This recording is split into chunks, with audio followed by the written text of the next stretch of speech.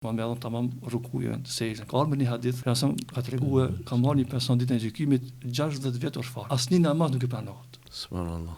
Kur person ka treguar arsyeën, ka thonë se ka plotsuar rukujën, se ka plotsuar sejdën. Prandaj shumë dhe muslimanë për xhamia, më thonë e shes sa shkon ruku, mirë çohet pe rukujës. Allah edhe njerëz ka thonë mirë si duhet, më thonë s'u shqetësu namaz. Shpejt. Më thonë ne dimi edhe atë rastin është në Buhari dhe Muslim hadithi, ai sahabiu që ka hyrë në xhami dhe është fal me riçosh, edhe pasi u ka fal kartë për mësa, i ka thënë selam. Pasi ka kthyer, ka thënë shko falë dhe njerëz si fal. Shkon falet për zdyti kthehet, prapë jep selam, ja kthen selamin, i thot për zdyti shko falë se si fal. 3 herë ka kthyer. Herën e katërt i thot prapë shko falë se si fal. Thot ja Rasulullah thot nuk di më mirë çish falet namazi. Pejgamberi Allahu të shuhe para këtë sahabëve dhe ja ka përshkruajt namaz. Te ky hadithi përmendet do detaj interesant, një ndër detajet përmendet i ka thonën kur çohun kon ktheu ka kibla, edhe merr tekbir dhe lexo diçka nga Kurani, edhe kur shkosh në ruku qetson ruku. Ka përme fjalën qetso.